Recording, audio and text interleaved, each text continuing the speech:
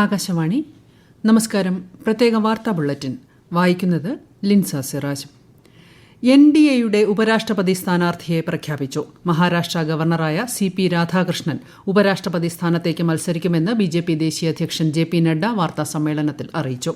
തമിഴ്നാട് സ്വദേശിയായ CP രാധാകൃഷ്ണൻ ഝാർഖണ്ഡ് ഗവർണറായും സേവനമനുഷ്ഠിച്ചിട്ടുണ്ട്. ഉപരാഷ്ട്രപതി തെരഞ്ഞെടുപ്പിനുള്ള നാമനിർദ്ദേശ പത്രികകൾ വ്യാഴാഴ്ച വരെ സമർപ്പിക്കാം. അടുത്ത മാസം 9-നാണ് തെരഞ്ഞെടുപ്പ്. വോട്ട് തിരിമറി ആരോപണം തള്ളി കേന്ദ്ര തിരഞ്ഞെടുപ്പ് കമ്മീഷൻ. ഭരണഘടനാപരമായ ഉത്തരവാദിത്വങ്ങളിൽ നിന്ന് കമ്മീഷൻ ഒരിക്കലും പിന്മാറില്ലെന്ന് മുഖ്യ തെരഞ്ഞെടുപ്പ് കമ്മീഷണർ ഗ്യാനേഷ് കുമാർ വ്യക്തമാക്കി. തെരഞ്ഞെടുപ്പ് കമ്മീഷന് രാഷ്ട്രീയ വിവേചനമില്ലെന്നും അദ്ദേഹം ന്യൂഡൽഹിയിൽ വാർത്താസമ്മേളനത്തിൽ അറിയിച്ചു. ഇരട്ട വോട്ട് നടന്നതായി ചിലർ ആരോപിക്കുന്നുണ്ടെങ്കിലും തെളിവ് ചോദിച്ചാൽ ഉത്തരമില്ലെന്നും ശ്രീ ഗ്യാനേഷ് കുമാർ പറഞ്ഞു. ജമ്മുകശ്മീരിലെ കത്വയിൽ ഉണ്ടായ മേഘവിസ്ഫോടനത്തിൽ രക്ഷാപ്രവർത്തനം തുടരുന്നു. കേന്ദ്ര ആഭ്യന്തരമന്ത്രി അമിത്ഷാ സ്ഥിതിഗതികൾ സംബന്ധിച്ച് ലഫ്റ്റനന്റ് ഗവർണർ മനോജ് സിൻഹ, മുഖ്യമന്ത്രി ഒമർ അബ്ദുള്ള തുടങ്ങിയവരുമായി സംസാരിച്ചു. മേഘവിസ്ഫോടനത്തിലും വെള്ളപ്പൊക്കത്തിലും 7 പേരാണ് മരിച്ചത്. 2 ദിവസത്തെ സന്ദർശനത്തിനായി ചൈനീസ് വിദേശകാര്യമന്ത്രി വാങ് യി നാളെ ഇന്ത്യയിലെത്തും. ദേശീയ സുരക്ഷാ ഉപദേഷ്ടാവ് അജിത് ഡോവലിന്റെ ക്ഷണപ്രകാരമാണ് സന്ദർശനം. ഇന്ത്യ ചൈന അതിർത്തി പ്രശ്നം സംബന്ധിച്ച പ്രത്യേക പ്രതിനിധികളുടെ 24ാമത് ചർച്ചയിൽ ശ്രീ അജിത് ഡോവലിനൊപ്പം അദ്ദേഹം പങ്കെടുക്കും. വിദേശകാര്യമന്ത്രി S ജയശങ്കറുമായും ചൈനീസ് വിദേശകാര്യമന്ത്രി കൂടിക്കാഴ്ച നടത്തും. സംസ്ഥാനത്ത് ഓണപരീക്ഷ നാളെ ആരംഭിക്കും. UP, ഹൈസ്കൂൾ, +2 വിദ്യാർത്ഥികൾക്കാണ് പരീക്ഷ നാളെ ആരംഭിക്കുന്നത്. LP വിഭാഗത്തിന് ബുധനാഴ്ച മുതലാണ് പരീക്ഷ. ഓണപരീക്ഷയുടെ ചോദ്യക്കടലാസ് ചോർച്ച തടയാൻ വിദ്യാഭ്യാസ വകുപ്പ് മാർഗരേഖ പുറത്തിറക്കി. പരീക്ഷ തുടങ്ങുന്നതിന് അരമണിക്കൂർ മുൻപ് മാത്രമേ ചോദ്യക്കടലാസ് അടങ്ങുന്ന പാക്കറ്റുകൾ പൊട്ടിക്കാൻ പാടുള്ളൂ എന്ന് നിർദ്ദേശം നൽകിയിട്ടുണ്ട്. കാർഷിക മേഖലയിൽ സ്വയം പര്യാപ്തത കൈവരിക്കാനുള്ള പ്രവർത്തനങ്ങളാണ് കേരള സർക്കാർ നടത്തിവരുന്നതെന്ന് മുഖ്യമന്ത്രി പിണറായി വിജയൻ.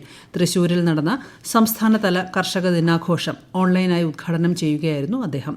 കർഷകരുടെ വരുമാനം വർദ്ധിപ്പിക്കാനുള്ള നടപടികളുമായാണ് മുന്നോട്ടു പോകുന്നതെന്നും മുഖ്യമന്ത്രി പറഞ്ഞു. പുതിയ കൃഷിരീതികൾ നടപ്പാക്കുന്നതിനോടൊപ്പം മൂല്യവർദ്ധിത കാർഷിക ഉൽപ്പാദനത്തിനും വിപണനത്തിനും പ്രാധാന്യം നൽകണമെന്ന് ധനമന്ത്രി KN ബാലഗോപാൽ. മൂല്യവർദ്ധിത ഉൽപ്പന്നങ്ങൾക്ക് വലിയ വിപണി സാധ്യതയുണ്ടെന്നും ഈ മേഖലയിലെ യുവാക്കളുടെ പല സംരംഭങ്ങളും മികച്ച പ്രവർത്തനമാണ് കാഴ്ചവയ്ക്കുന്നതെന്നും അദ്ദേഹം പറഞ്ഞു. കോഴിക്കോട് താമരശ്ശേരിയിൽ അമീബിക് മസ്തിഷ്ക ജ്വരം സ്ഥിരീകരിച്ച സാഹചര്യത്തിൽ പ്രദേശത്ത് പ്രതിരോധ പ്രവർത്തനങ്ങൾ ഊർജിതമാക്കി ആരോഗ്യവകുപ്പ്. പ്രദേശത്തെ ജലസ്രോതസ്സുകളിൽ നിന്നും പരിശോധനയ്ക്കായി സാമ്പിളുകൾ ശേഖരിച്ചിട്ടുണ്ട്. നിലവിൽ ഒരു കുട്ടി ഉൾപ്പെടെ 2 പേരാണ് ചികിത്സയിലുള്ളത്. കേരളത്തിൽ വ്യാപക മഴ തുടരുന്നു. വയനാട്, കണ്ണൂർ, കാസർഗോഡ് ജില്ലകളിൽ ഇന്ന് ഓറഞ്ച് ജാഗ്രതയാണ്. എറണാകുളം മുതൽ കോഴിക്കോട് വരെയുള്ള ജില്ലകളിൽ മഞ്ഞ ജാഗ്രതയുമാണ്. കണ്ണൂരും കാസർഗോഡും ഓറഞ്ച് ജാഗ്രത നാളെയും തുടരും. വൃഷ്ടിപ്രദേശങ്ങളിൽ മഴ തുടരുന്നതിനാൽ വയനാട്ടിലെ ബാണാസുര സാഗർ അണക്കെട്ട് തുറന്നു. കേരള, കർണാടക, ലക്ഷദ്വീപ് തീരങ്ങളിൽ ഇന്നും നാളെയും മത്സ്യബന്ധനത്തിന് വിലക്കേർപ്പെടുത്തി. കനത്ത മഴ തുടരുന്ന സാഹചര്യത്തിൽ ഡാമുകളിലെ ജലനിരപ്പ് ഉയരുകയാണ്. ഇടുക്കിയിലെ മാട്ടുപ്പെട്ടി, കല്ലാർകുട്ടി, ഇരട്ടയാർ, ലോവർ പെരിയാർ അണക്കെട്ടുകളിൽ റെഡ് അലർട്ട് പ്രഖ്യാപിച്ചു. നിശ്ചിത അളവിൽ വെള്ളം പുറത്തേക്ക് വിടുന്നതിനാൽ ഡാമുകൾക്കരികിലും പുഴയോരങ്ങളിലും താഴ്ന്ന പ്രദേശങ്ങളിലും താമസിക്കുന്നവർക്ക് ജാഗ്രതാ നിർദ്ദേശം നൽകിയിട്ടുണ്ട്.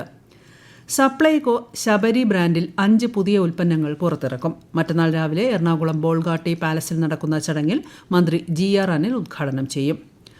ഓപ്പറേഷൻ ഡി ഹണ്ടിന്റെ ഭാഗമായി സംസ്ഥാന വ്യാപകമായി നടത്തിയ സ്പെഷ്യൽ ഡ്രൈവിൽ വിവിധ തരത്തിലുള്ള ലഹരി മരുന്ന് കൈവശം വെച്ചതിന് 107 കേസുകൾ കൂടി രജിസ്റ്റർ ചെയ്തു. 106 പേർ അറസ്റ്റിലായി. 1781 പേരെ പരിശോധനയ്ക്ക് വിധേയമാക്കി. ഡ്യൂറൻ കപ്പ് ഫുട്ബോൾ ക്വാർട്ടർ ഫൈനലിൽ Mohun Bagan super giants east ബംഗാളിനെ നേരിടുന്നു. മത്സരം പകുതി സമയം പിന്നിടുമ്പോൾ എതിരില്ലാത്ത 1 ഗോളിന് ഈസ്റ്റ് ബംഗാൾ മുന്നിലാണ്. കൊൽക്കത്തയിലെ വിവേകാനന്ദ യുവഭാരതി സ്റ്റേഡിയത്തിലാണ് മത്സരം. വൈകിട്ട് നടന്ന ആദ്യ ക്വാർട്ടർ ഫൈനലിൽ ജംഷഡ്പൂർ FCയെ എതിരില്ലാത്ത 2 ഗോളുകൾക്ക് പരാജയപ്പെടുത്തി ഡയമണ്ട് ഹാർബർ FC സെമി ഫൈനലിൽ കടന്നു. 12ാമത് ഏഷ്യാകപ്പ് ഹോക്കി പുരുഷ ചാമ്പ്യൻഷിപ്പിനുള്ള ലോഗോയും ഭാഗ്യചിഹ്നവും ബീഹാർ മുഖ്യമന്ത്രി നിതീഷ് കുമാർ പട്നയിൽ പുറത്തിറക്കി. ഈ മാസം 29 മുതൽ അടുത്ത മാസം 7 വരെ ബീഹാറിലാണ് മത്സരങ്ങൾ. ഇന്ത്യ ഉൾപ്പെടെ 9 രാജ്യങ്ങൾ മത്സരിക്കും. ബോളിവുഡ് ചലച്ചിത്രം ഷോലയുടെ 50ാം വാർഷികത്തോടനുബന്ധിച്ച് ശ്രീലങ്കയിലെ കൊളംബോയിൽ പ്രത്യേക പ്രദർശനം നടന്നു. Indian cultural association Swami Vivekananda cultural സെന്ററുമായി ചേർന്നാണ് പ്രദർശനം സംഘടിപ്പിച്ചത്. ശ്രീലങ്കയിലെ ഇന്ത്യൻ സമൂഹം പരിപാടിയിൽ പങ്കെടുത്തു.